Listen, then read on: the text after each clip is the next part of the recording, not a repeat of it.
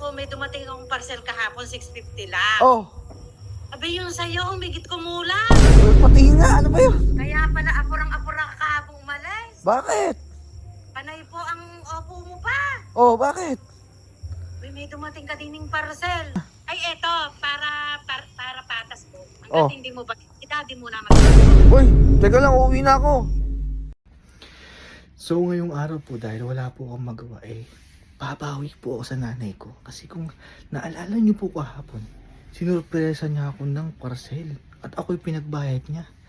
Kaya ngayon naman, ang hindi niya alam, may paparating din ako parcel, pero mas mahal dun sa in-order niya.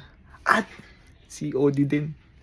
Kaya lang ngayon po kasi may kailangan akong puntahan, kailangan ko bumalik ng Cabanatuan. Kaya siguro ako siya yung makaka-receive. At sigurado ako pag na-receive niya, itatawag siya sa akin mamaya.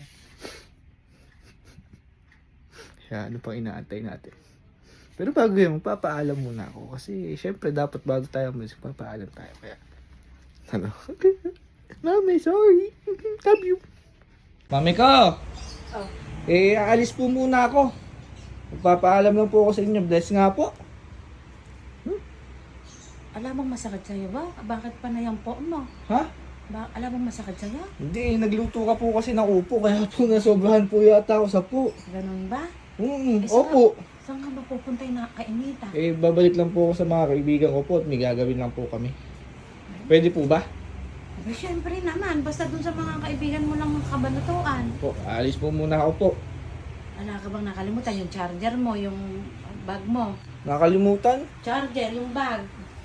Parang wala naman po ako nakalimutan po. Opo. Gusto mo bang magbaon ng upo para yung mga sa kampimpin? Para manguupo din sila? Para sa kampimpin, magsikain ng upo. Hindi na po, wag na po kayong mag-abala at okay na po ako. Oh, sige. Mag-ingat ka. Aalis na po ako. Hindi Sige mo po. naintay dalawa? Hindi na po. At medyo nagmamadali po Baka may dumating na dyan Ingat ka.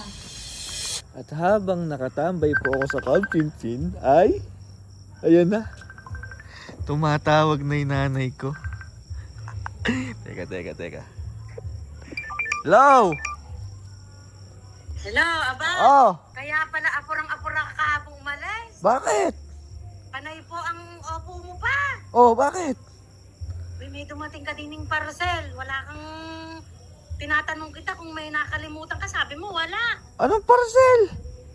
Abi, ako, may dumating akong parcel kahapon, 650 lang. Oh, Abi, yung sa'yo, umigit kumulang. patingin nga, ano ba yun? Ay, ayan, binubuksan na ng daddy mo. Abay, binuksan na pala ni Daddy. Oh, Uy, ba? may sapat pala. Jordan? Mahal. Jordan pala yan? Oh, buti na lang at may pera kami ng daddy mo. Kaya pala po at po ang po ka ng po kahapon. Hindi ko alam na ngayon pala dadating. Sakto naman, wala ako dyan. Buti naman, may pambayad ka. Sinilibre mo pa ako. Hindi kaya ba kung may sakit ka ng kalimutan? Hindi, nawala na talaga sa isip ko. Nalibang lang ako.